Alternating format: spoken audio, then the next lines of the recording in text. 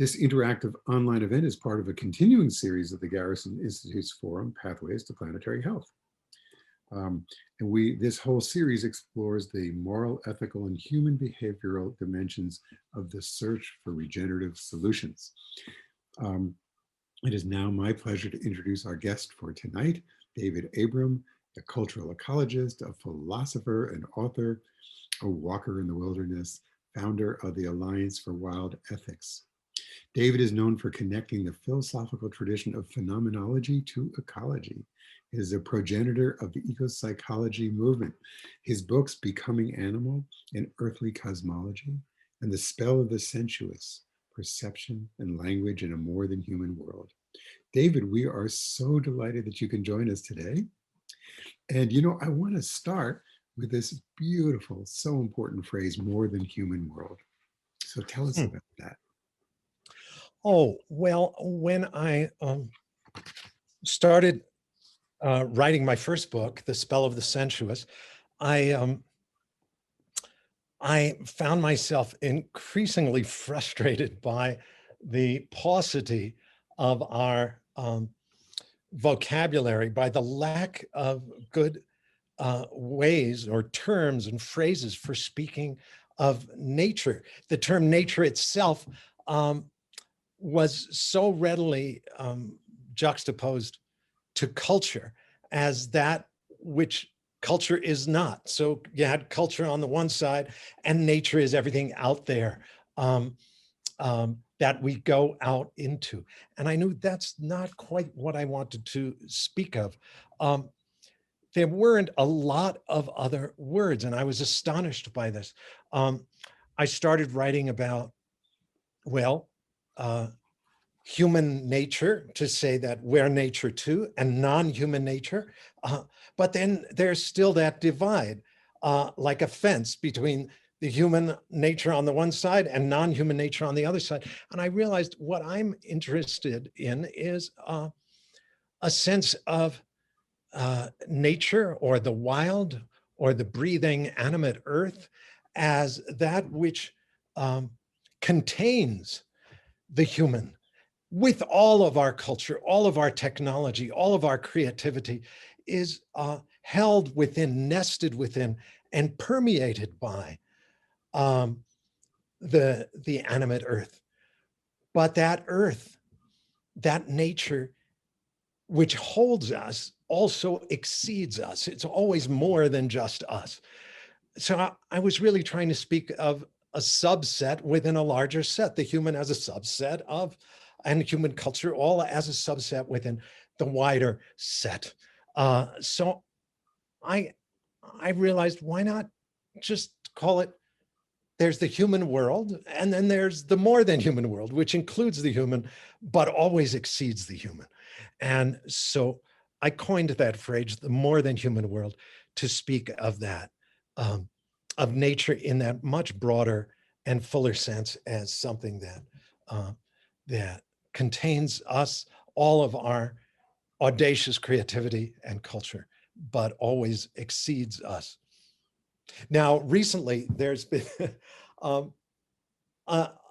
another term that's lofted itself into the lingua franca of the environmental movement, the Anthropocene.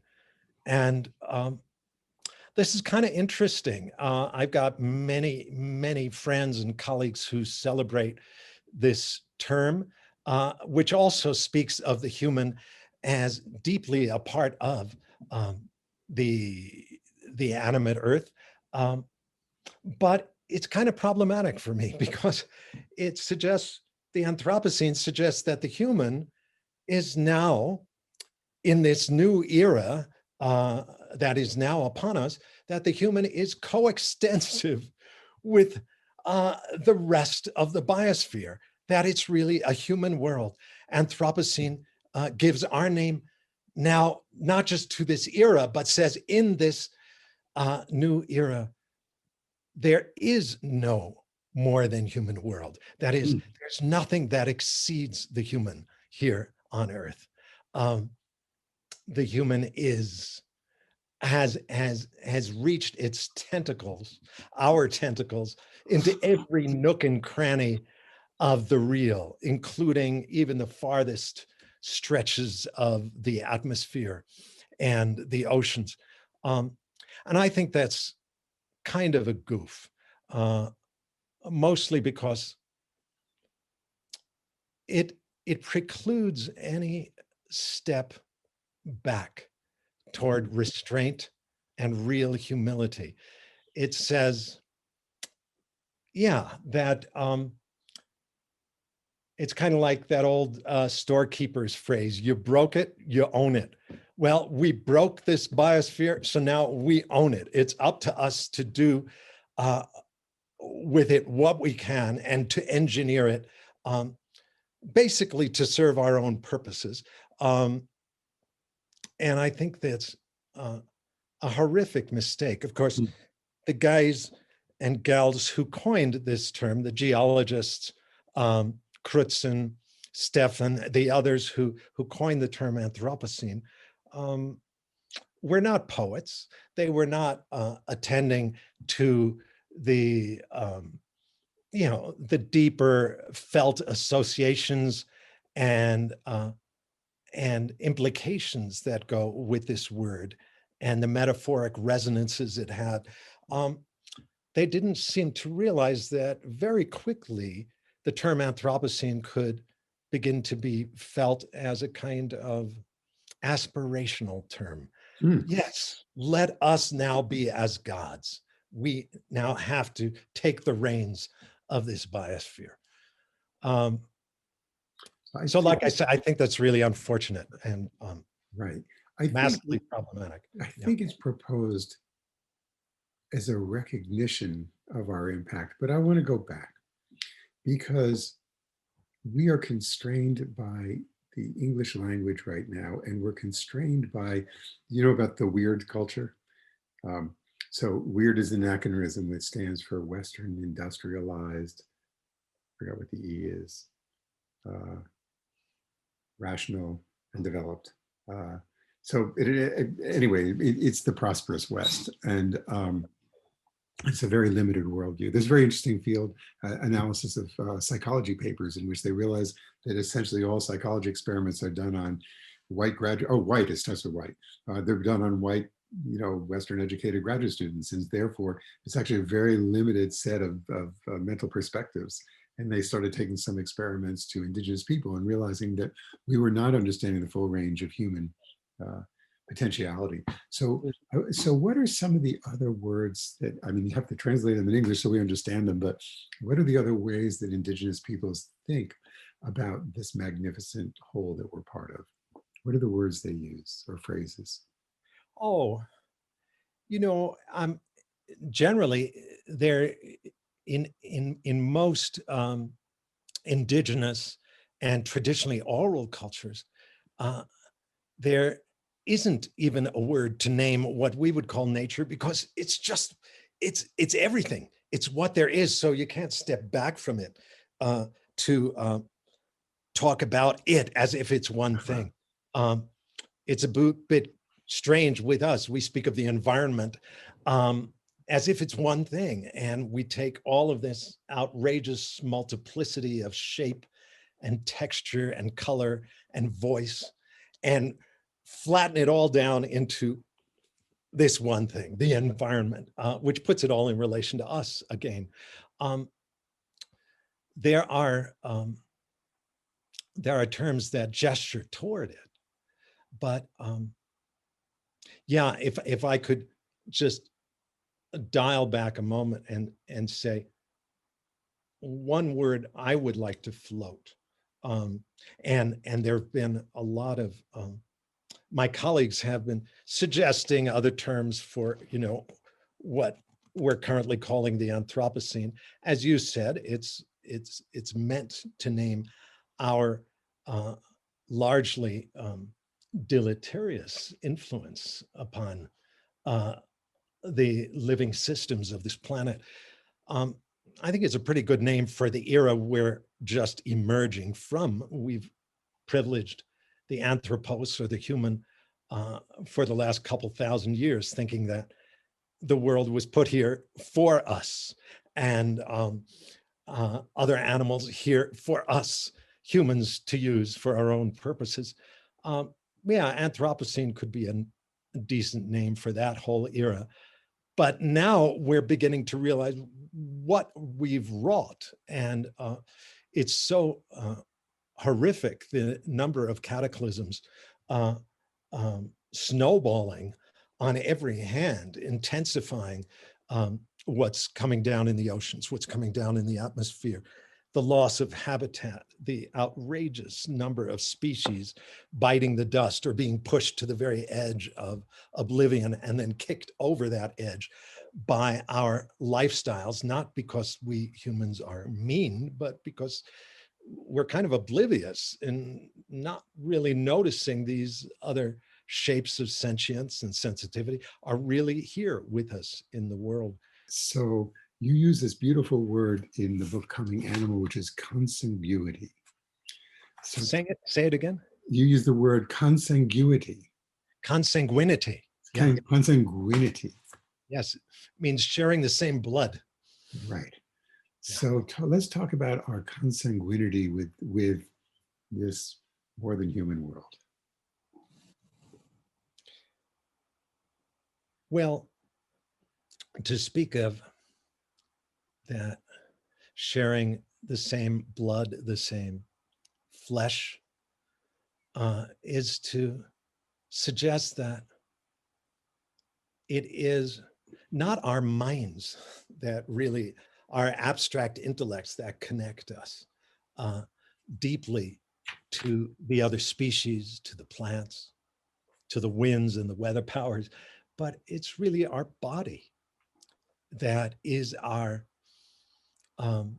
embedment within this more than human field of life we call Earth.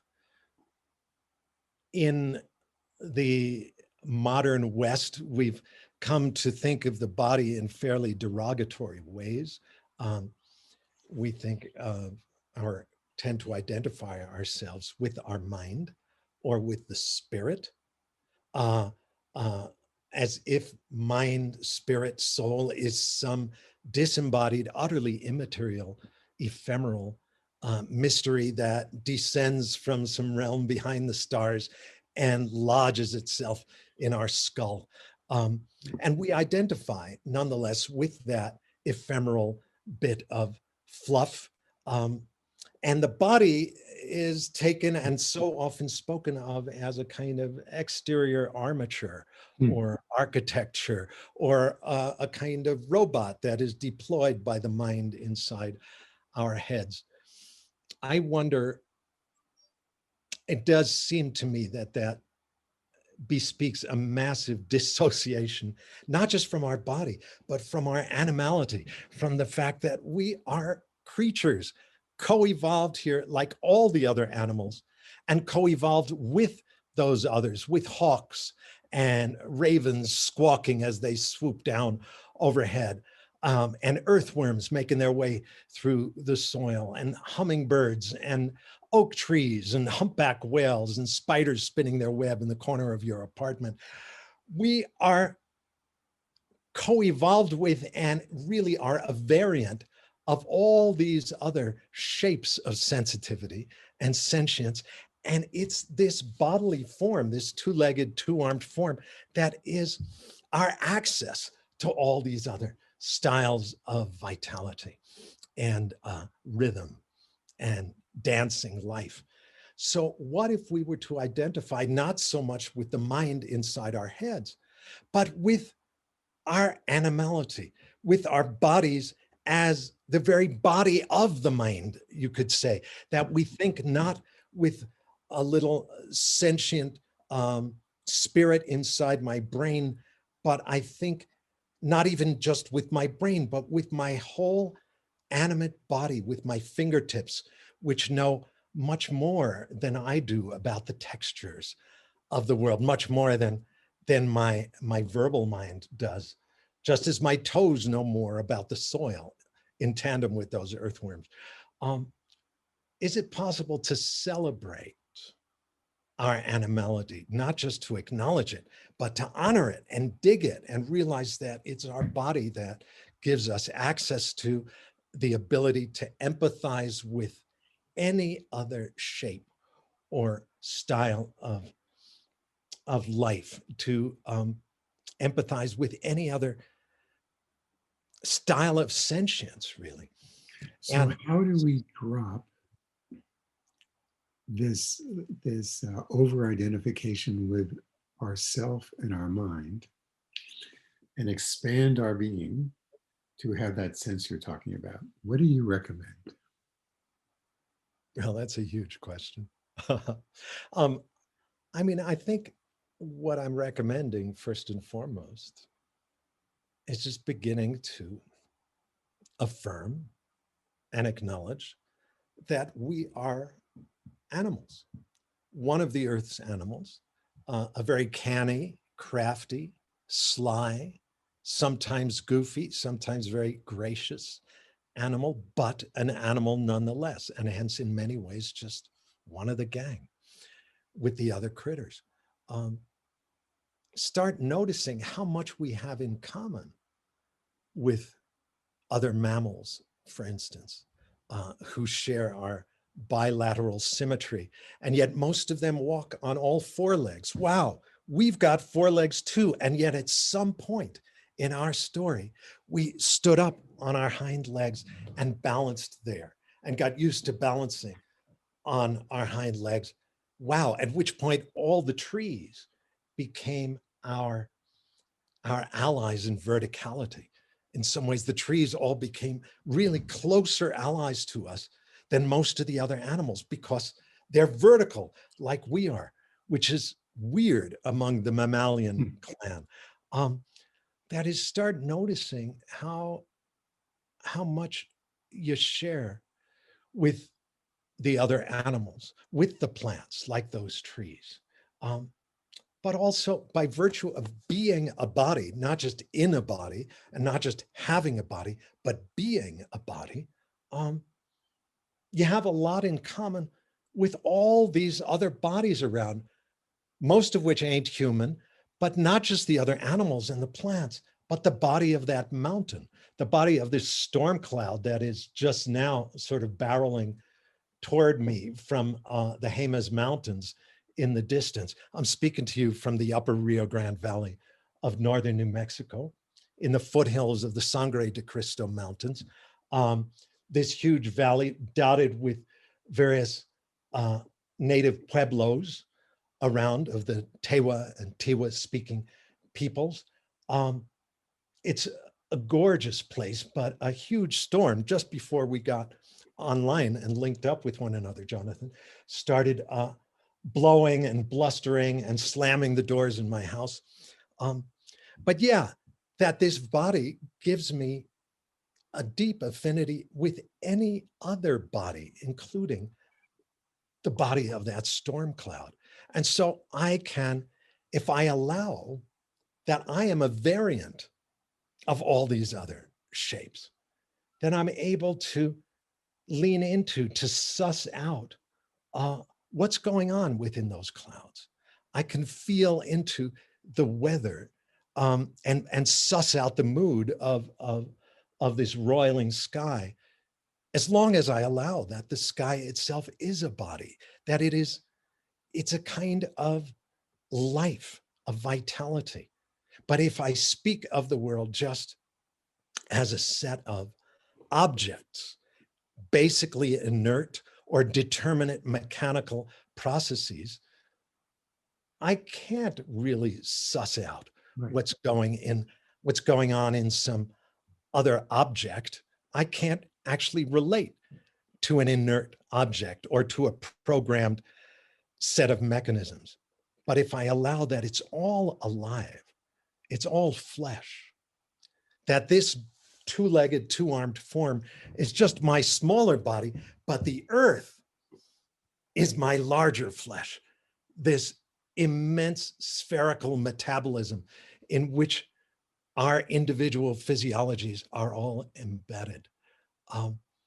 So these are a few of the clues to get into being an animal, to celebrate one's materiality, one's bodily substance, opens relationship with all these other bodies, all these other material, fleshly presences, and yields a sense that the land itself is not just a thing, it's a breathing body.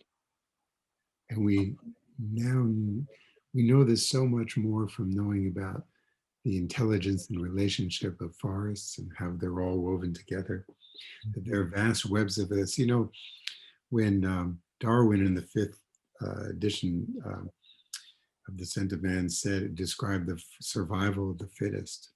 What I always view is he said the survival of those that fit the best, that fitness is actually what evolution is endlessly doing is weaving together. A phrase that I've been really thinking about a lot recently is this idea of mutuality. Because part of what I think we need to do, and that's why I really appreciate your critique of Anthropocene, is we need to decenter ourselves, that we actually over-aggrandize ourselves by thinking of ourselves as selves. And mutuality conjures up the isness of relationship versus the independence of personhood. Mm. What are your thoughts about mutuality? It's such an important notion. It's such an important word. One I would pair with it is also reciprocity. Mm-hmm. Give and take that is always integral to any real and half healthy relationship. It has reciprocity built into it, mutuality, as you say. And we think of such reciprocity as something that is practiced just among ourselves, among us two-leggeds. But it takes only a little bit of pondering to realize, oh, well, for instance, that there'd be no air for us animals to breathe. All this exquisite oxygen is precisely what's being breathed out by all the green and growing plants that surround our homes and our cities. So the plants are giving off this oxygen. All us animals are taking it in, and we inhale it, circulate it through our organism, alchemize it within our cells, transform it a bit, and then we breathe out this air, now transformed. And precisely this carbon-infused air we breathe out is the very ingredient that all these plants need for their photosynthetic metabolism. So what we breathe out, all the plants are breathing in. What the plants breathe out, all us animals are breathing in. Talk about mutuality, talk about reciprocity. Right there, built into the heart of our present moment by moment experience of breathing is this deep reciprocity with the more than human world. Mm. You know, it's even the reciprocity, as they say, turtles all the way down, goes all the way down, because in the evolution of the very first cell, there were mitochondria and there were kind of protocells. And the mitochondria had the energy, but in essence, no body. And the protocells had body, but no energy. And symbiotically, I think about 4.5 billion years ago or something like that, they merged. They didn't merge. The mitochondria entered the cell and powers the cell feeds the mitochondria. And it is still to this day that the mitochondria are separate entities within the cells. Yeah. But they co-create each other, and they are the base. So the very basis of life is a reciprocal arrangement. Yeah, that's symbiosis. I see you've been reading the wonderful revolutionary American biologist Lynn Margulis. Exactly. Yes, her work showing that that evolution is not just by any means uh, just a fight in tooth and claw of competition, but it is so much built out of cooperation, strange alliances, symbiotic allegiances, um, and at the very heart of competition too, that those organisms could outcompete others that Right. were better at cooperating with and aligning themselves with other creatures. So it's not that it's all a play of niceness and sweet harmony. There's a lot of wild competitive gusto Right. and There's a bumping lot up. of eating going on. Yeah, there's a lot of eating and engulfing one another, Right. just as those cells engulfed the mitochondria. Um, it's a lot of gusto in all this. Pass the salt, please. Yeah. Um, So I want to move on. Joanna Macy describes this whole relationality as an interdependent process wherein change and choice, doer and deed, person and community are mutually causative, and morality is grounded in this interdependence. mm, So I'd love to talk about the morality that if one recognizes this deep interdependence, this symbiotic relational reciprocal relation, mm, then what is the morality that comes from that? mm. Well, I tend to think not so much in terms of morality, but ethics, Yeah. and in a sense, what we've already just been batting around, speaking about, is how strangely unethical it is to conceive oneself as an autonomous thing, even an autonomous mind that's Right. just sheathed inside this body. So we think of that very smart Frenchman, Rene Descartes, with his Latin phrase, cogito ergo sum, I think, therefore I am. That is, thinking is of the uttermost essence of what I am. It's because I think that I am. Um, that leads uh, rather directly into fairly callous ways of treating the world around us. If other organisms don't think the way we do, don't give evidence of thinking, well, we treat them as though they're just, yes, mindless machines. Um, but it also bleeds into our human relationships. A friend of mine, wonderful herbalist named Stephen Harrod Buhner, came by to visit. First time we met a few years ago, and he brought up Descartes. He said, Hmm. I think he kind of goofed up there. Shouldn't he have said, "I feel, therefore I am. I feel, therefore I am." Which, okay, that's a step. That's a But step in the I, right direction, because feeling is something you do with your whole body, not just with your mind. But it occurs to me that the real reply and the most audacious response to Descartes' "I think, therefore I am," is you are, therefore I am. You are, therefore I am. That is, I have no existence if not for you, you oak tree, uh, you strange clump of sagebrush, you spider doing your thing. Um, um, yeah, weaving your web between these two branches, that because these others exist, that enables and calls me into existence, that I am relational from the get-go.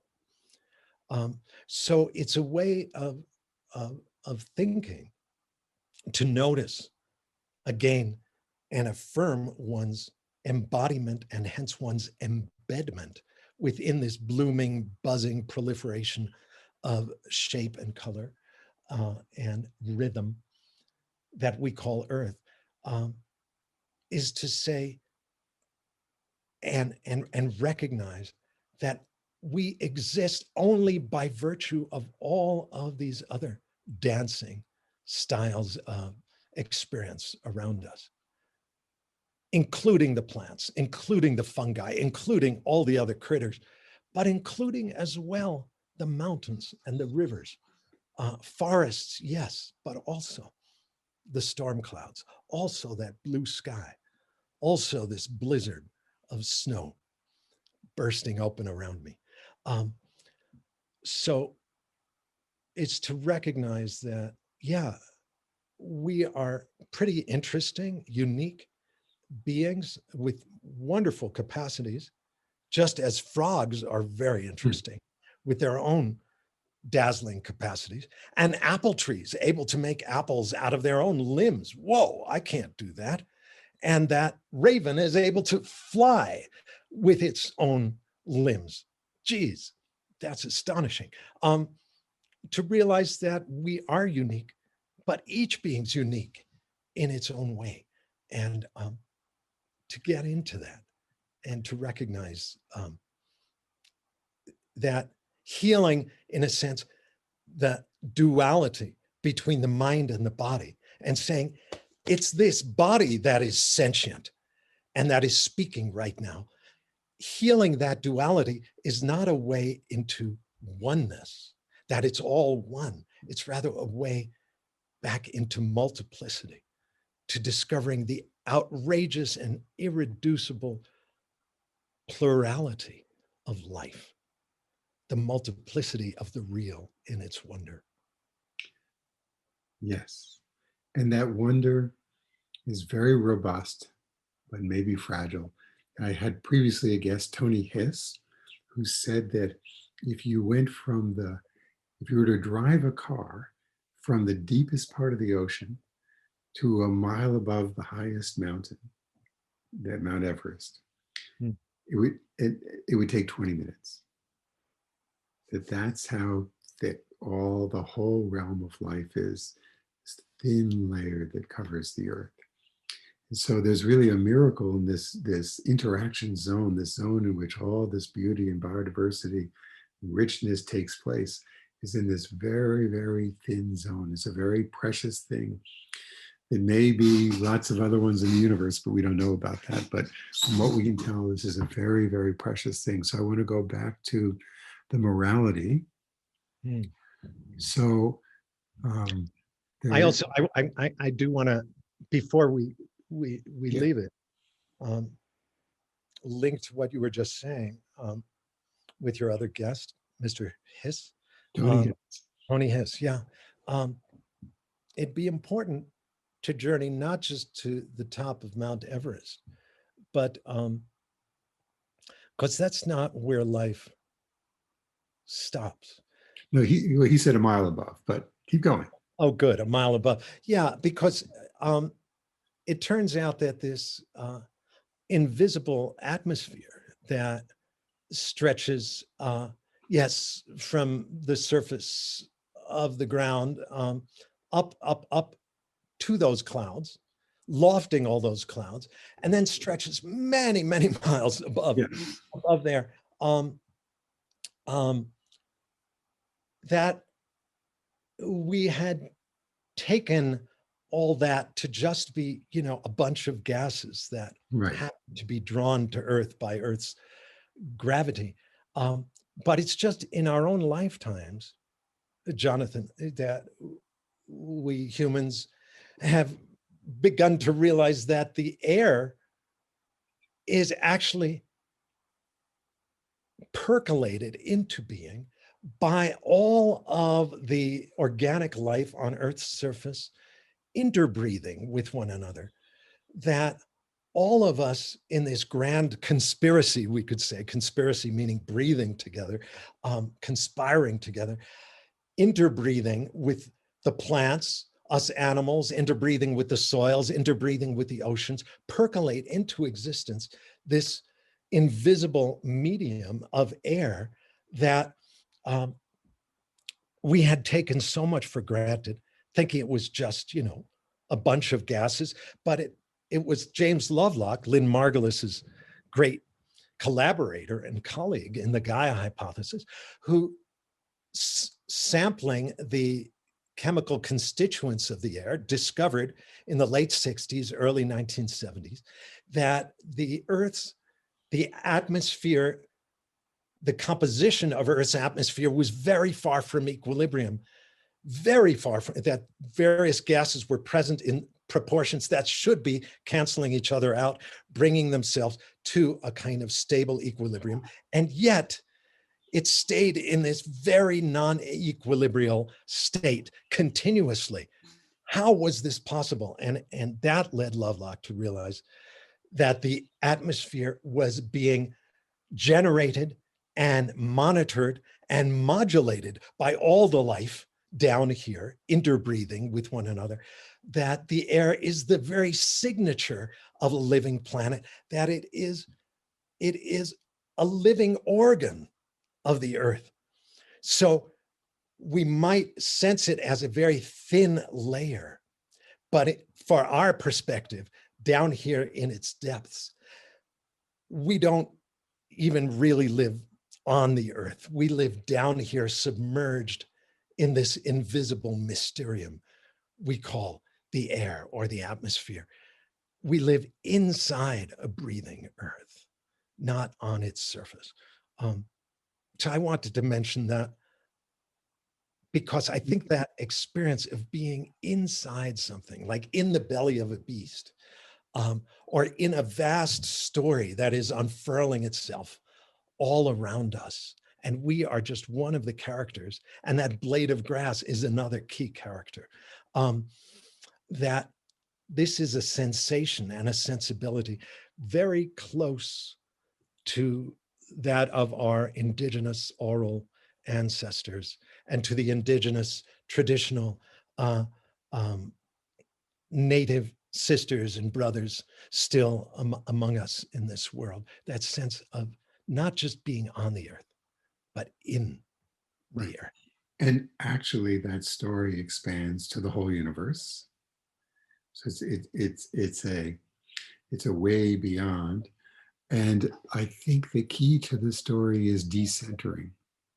That it is. And by the way, there's another story that's very decentering, which is quantum mechanics, which sees, so what you described is a world of deep reciprocity in way of a lot of mutual entanglement.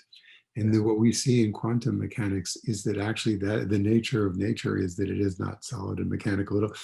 I said to a quantum physicist, you've misnamed it calling it quantum mechanics because that's too mechanical. I said, quantum sounds like a fixed thing, but you have no fixed thing. And mechanics sounds like, a logical process, but you don't have either.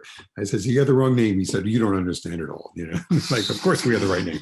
So, but anyway, but the truth is that we don't have fixed quantum. We actually, if you go all the way in, there's essentially almost nothing there except this amazing flow of energy and relationality from which all this gets birthed. So I guess what I'm saying is, if you think of our relationality in this amazing web of life on Earth, and you think about the relationality of that to this vast universe, and you go in and you think about the relationality that there is no fixed things that it's all made of, that it's just one vast, decentered, amazing, astounding, unfolding process that we happen to have. And so then this sensing being is this amazing gift of opportunity to kind of, I was going to say concretize, but realize the magic story. Yes. Yeah. I do think we've had in our overeducated, over-technologized civilization, a kind of fascination for the cosmos, for the universe, for the stars. Let's get out of here. And a kind of, we've been high on the light, drunk on the sunlight, very keen. And can we get to some of these other stars? Well, it looks like we might have to get to some of our more local planets first. Maybe let's just get out to the moon. But there's been this impulse to move up and out and to identify with the vastness of the universe itself. And my sense is that we've been leaping over this more immediate cosmos we call Earth, taking it as a kind of drab, just ground where we happen to be stuck. And the real richness and revolutionary weirdness of this moment in our collective story, it seems to me, is the dawning recognition that this Earth is alive in ever so many ways, that it is filled with enigma, mystery, and that our fellow creatures are as outrageous as any alien life form we could ever conjure with our imagination. So to really just tune into the ways of octopus, whoa, what an astonishment. So I think I'm also share a fascination with the stars, but I've come to sense that Earth is my access to the rest of the cosmos. And it's only by getting really here that I have a chance of seeing clearly just what even those other planets are like. I think we're far more informed by this sphere of Earth than we realize.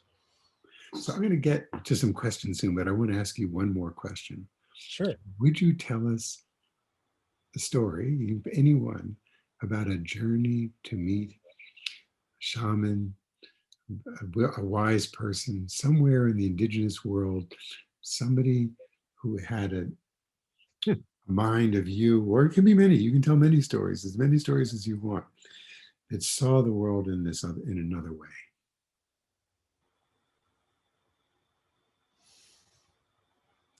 Well, isn't any encounter, any relationship, even with your lover, a kind of gradual discovery that the world you thought was one way, the very same world you inhabit is also experienced through another set of senses in a richly, strangely different manner? I think what you're alluding to is a journey I undertook, not to find a wise person or to fall into that very old habit in the West, as if wisdom isn't everywhere, including in the tip of one's nose. But my craft and what launched me on much of my own work was my earlier profession as a sleight of hand magician.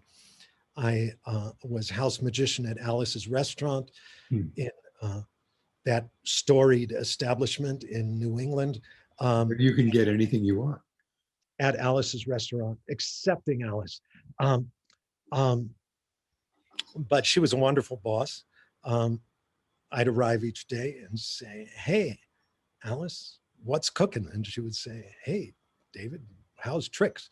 But I wasn't doing tricks there. I was working table to table, doing these kind of minor miracles for people, startling their senses as best as I could.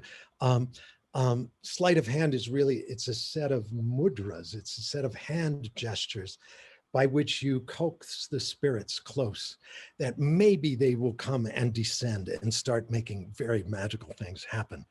And it was a delight to have this as my craft, working first at Alice's and then throughout New England, then throughout Canada and the United States, in many clubs, and then traveling through Europe as a street magician, coming back to North America, performing some, and then journeying as an itinerant magician through Southeast Asia, through Nepal, through Indonesia, through, the Himalayas in Nepal, through Sri Lanka, looking to meet the traditional magicians or medicine people that ply their craft in the village backwaters of these cultures, and approaching them not outwardly as a researcher or anthropologist, but as a magician in my own right,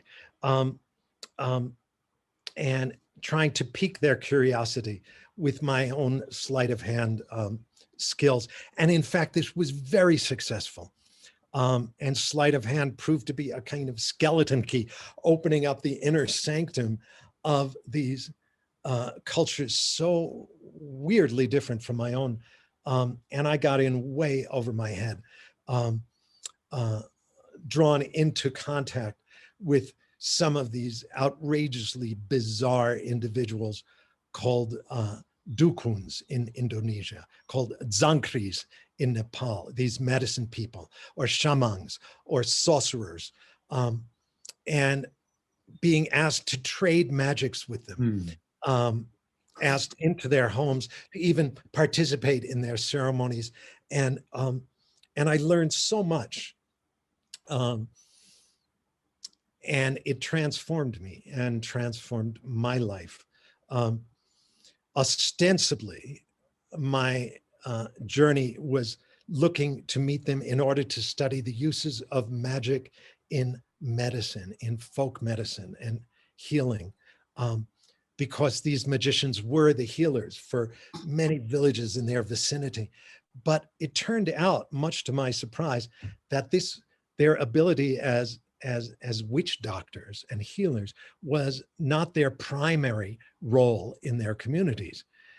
It was more for them, they understood their ability to heal folks as a kind of byproduct of their more primary role, which was to tend the boundary between the human community and the more than human community of beings.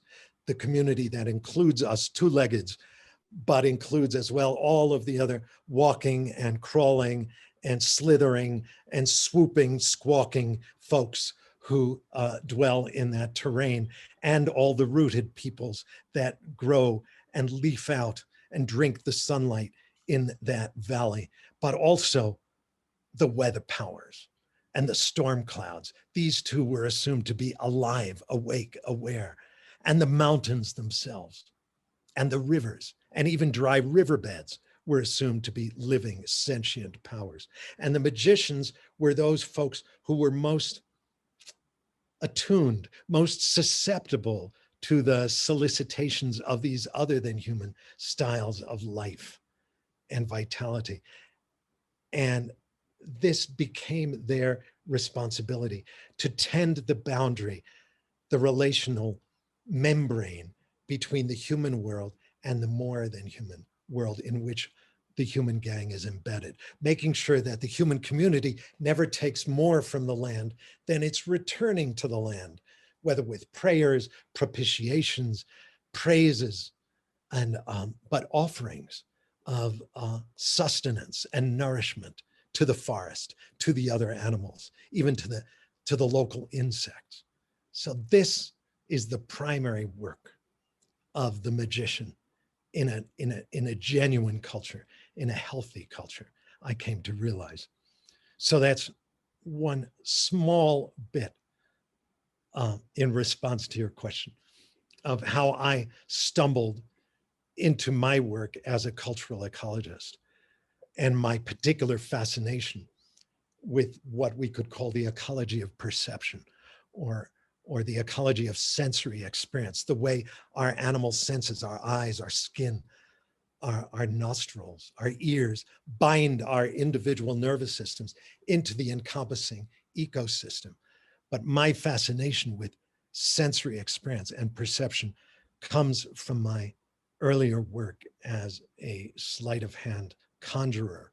And I've never stopped doing that work. But perception, you see, is the very medium of the sleight of hand magician and of the indigenous tribal sorcerer. We all magicians work with that very malleable, fluid texture of perception itself. Magicians are those who are adept at shifting the senses, shifting perception, and changing the world itself by changing the ways we see the world and hear the world and taste the world. Wow. And what you've actually described may be the missing role in this time. That we need those people who hold the responsibility to mediate between humans and the more than human world, in that sense of, to enforce the reciprocity, to encourage the mutuality, to respect to bring the gratitude, to heal the relationship. So it seems to me that that's what's entirely missing from our culture.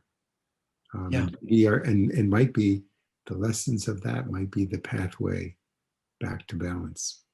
That is what I take to be certainly the heart of my work, but what I'm trying to infect as many others with as I can.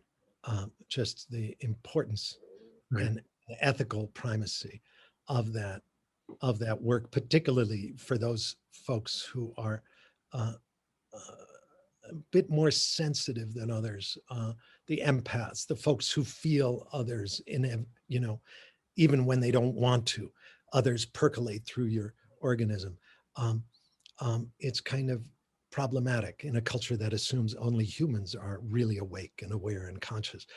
But if you have that propensity, recognize that it's a great gift, because it may be too sensitive to hang out with other nervous systems shaped just like your own. And you feel what other people feel all too easily, but it may be just right for entering into a rapport with a toad or with an oak tree or a clump of weeds. And that becomes your craft. Your responsibility for your community is tending the relation between the human world and the living land itself. So yeah, I think that is key. I'm going to go to some questions. Sure. So one, by the way, somebody asked about the phrase more than human world and just proposes that we use the phrase of Leadbelly, who said, we're all in the same boat, brother. Several questions go to this question. Is the aliveness that you speak of equally in the nature of the animate and the inanimate world? Okay, hang on. So you mentioned first the question in relation to the more than human world. Just to say, yeah, I'm just convinced that we're human only in contact and conviviality with what ain't human. That in a world that is completely human, where we've pushed everything over the brink of extinction except those other organisms we've engineered to suit our purposes, I don't think we stay human. I think we lose not just our humanity, but our sanity, because we're human only in contact with what isn't human and in conviviality with what ain't human. So a certain humility is deeply called for. And it is why I'll circle back to some place where we started and say, I would suggest another term for this era we're calling the Anthropocene. My scientific sisters and brothers say, yes, David, look, we need a word that names the human as being so central to this to this transformation in the biosphere, in the climate, in the soils of this world.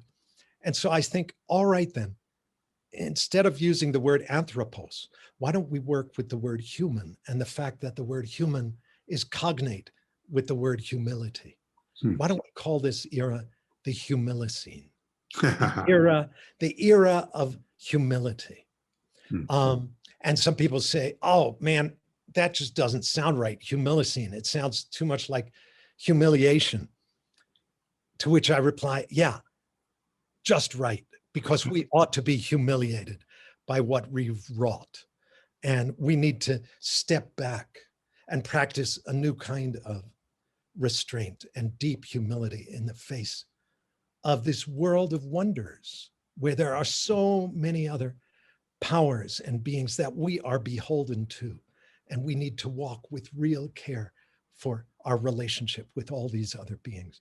The Humilicene, in the short term, this era of entering into this new epoch would be known perhaps in oral tradition as the humbling.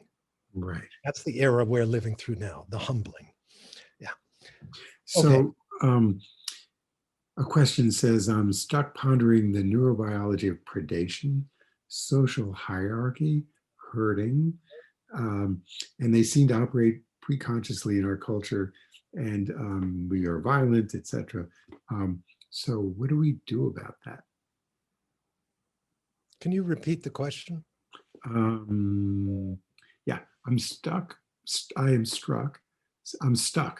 pondering the neurobiology of predation, social hierarchy formation, and herding.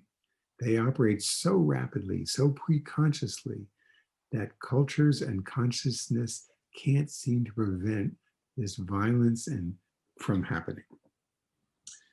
So they're saying they believe that predation and social hierarchy formation and herding are within the nature of humans. And what do we do about that? It's not just in the nature of humans. I mean, there's predation to be found pretty much wherever we turn in the earthly world, because things to live eat other things. And we're no big exception to that rule.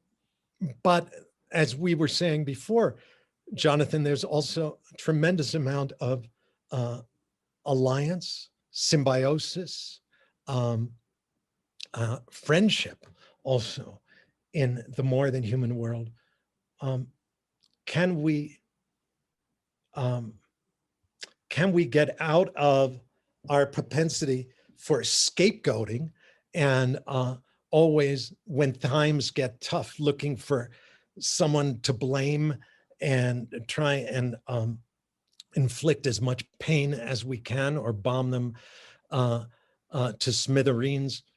It seems to me the key medicine for so many of our social ills is, and our massive social injustices, is beginning to open our relationship beyond just the human to practicing relation with everything else, with the other animals, with the plants, with the breathing ground underfoot. This, of its very nature, eases the brittleness of our human relations when we think that only humans are really present and conscious in the world. We're trading around all of this mana, all of this intensity among just ourselves, craving that more than human richness, that nourishment our nervous system once got from practicing relationship with hummingbird and storm cloud and iceberg and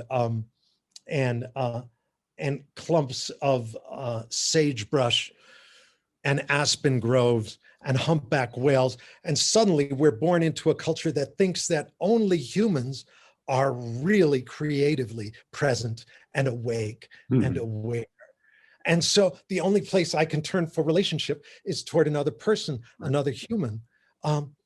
But my nervous system is still craving all of that full round nourishment I once got from relationship with everything, because it was all alive for our indigenous ancestors. And so opening relation once again to the whole more than human field eases the brittleness of so many of our human relations. But when I'm trying to have a real solid intimate relation, even with my sweetheart, when I'm not practicing a rich relation with the living land itself, it loads way too much pressure even on our most intimate relationships. I mean, I love you, darling, but I'm just not feeling quite met. And she's feeling the same in relation to me. And it blows out every relationship, one after another, just breaks apart, because what we're craving is relationship, yes, but not just with one another. We've co-evolved with all these other shapes. And so relationship needs to open with everything else. I think that's the deepest medicine for healing many of our social uglinesses and injustices. I'm going to go to one last question. There have been many, but I'm going to sum it up with one because we're running out of time. So somebody says, I adore your writing. And number one, are you thinking about a next book? And if so, what would it be about? And their number two question is, if you could recommend 3 books by other people, what would you recommend?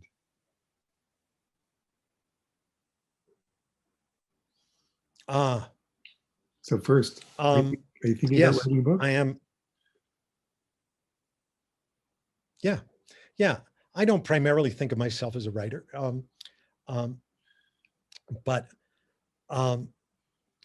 every now and then I do sit down to write one of those big lunky things we call books, and I've just embarked on a new book. I don't want to say much about it. Don't want to scare those spirits away, but it's a book about time and the earth. All right, can't wait. Yeah. And books you'd recommend of others? Oh, gadzooks, so many.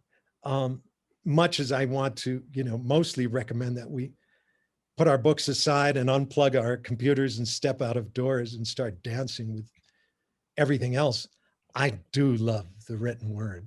And so a few books, I'd say,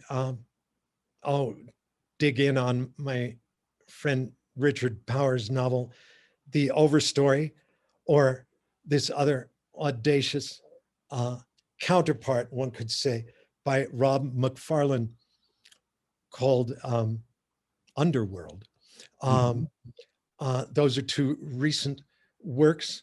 Of course, Braiding Sweetgrass is a dazzling piece of work by a wonderful sister of the Potawatomi community. But works also by folks who are not still alive and among us. There's such delicious work to be found.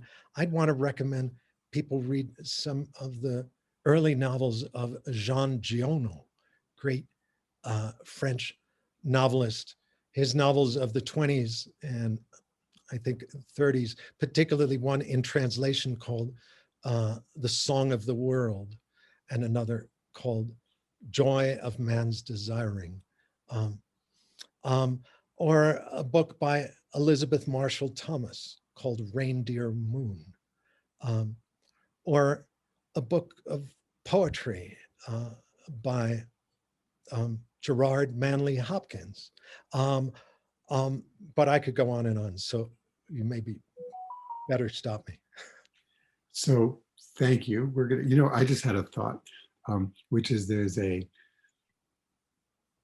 fellow philosopher in Garrison, the town where we are, named David Rothenberg, who's written a series of books about music and nature. So he has Why Birds Sing, Bug Music, Thousand Mile Song, Survival of the Beautiful, nightingales in Berlin. And these are all weaving an appreciation for the incredible music that these different species make and how we And might. David plays music with these, Yeah, with the insects, with the cicadas currently. exactly. He plays music with the whales, with the nightingales. Yeah. He's a wonderful brother and colleague. Yes.